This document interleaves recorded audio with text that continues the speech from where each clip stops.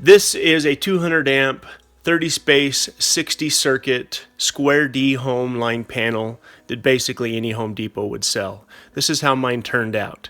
Now my buddy Luke, who's a master electrician, wanted to come over and help me do this. And he's kind of coached me through this entire process. Now we have a total of 26 circuits. And the very first thing that we did was make sure that everything was very clearly marked with a Sharpie pen. Now I did this during the installation process. I also left excess wire hanging out of the panel because he told me to do this.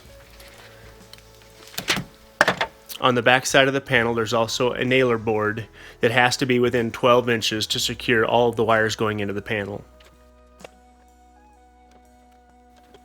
Because we're completely off-grid and this is going to be tied into my solar system, we have no 220 volt circuits.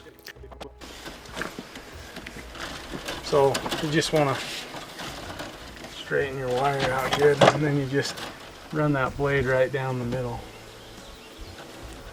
I don't even run it all the way down because it's just more chance you're gonna nick the insulation on your conductors.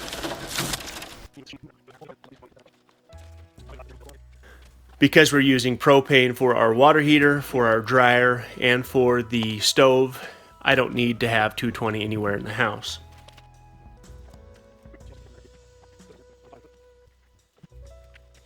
Most of our circuits are 20 amp circuits except for the lights.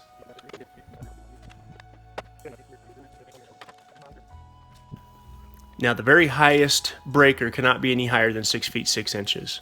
Now right now Luke is standing on the dirt. Once I get my concrete poured, it'll be perfectly fine.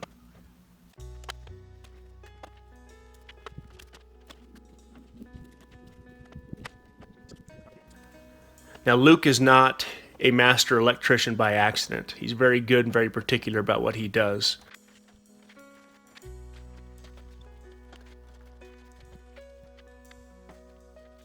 Now on the far left and the far right of this breaker panel is a space for the ground bars. This breaker panel did not come with ground bars. We had to pick these up separate.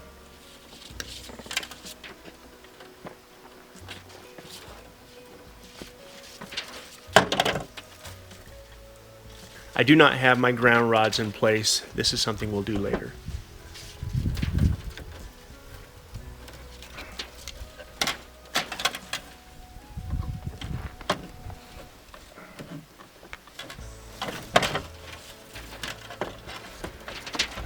Now this panel has the ability to have what are called double breakers. So technically we could have as many as 60 circuits on this, but I will never need that many.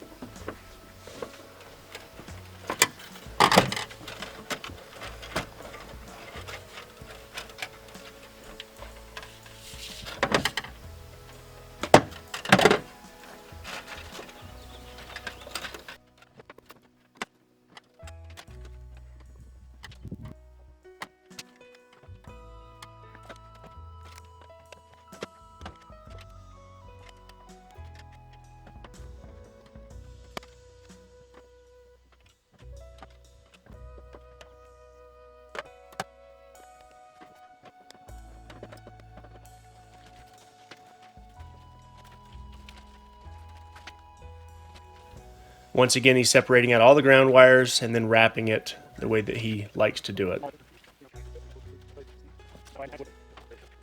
Now this is all code specific to Utah and Idaho, but I would guess it's fairly standard across the country.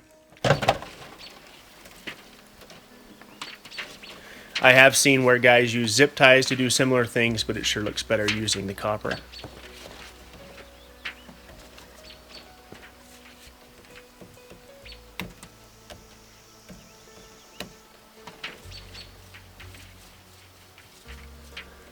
Now Luke also recommended that I get my utility closet built fairly soon, as it's not good for the panel to be in direct sunlight. Now this happens to be the southwest corner of my house.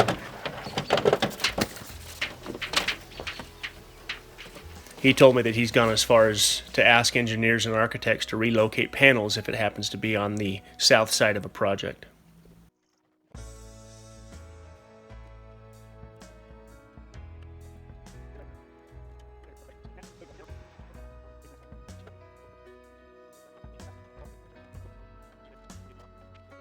Now all of these neutrals connect to the next inner bar or bus.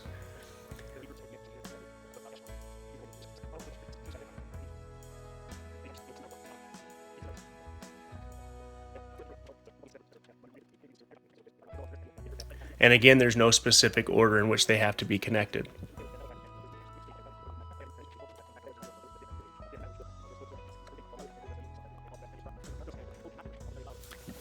Now, in some cases, aluminum services are brought in, and when that's done, obviously deox or noox needs to be used, which is basically just a chemical that prevents oxidization.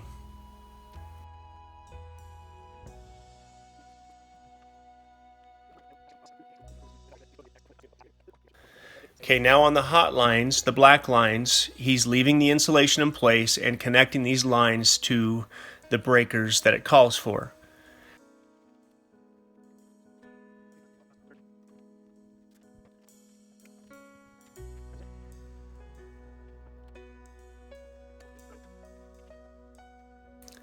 Again, we only have 15 and 20 amp breakers.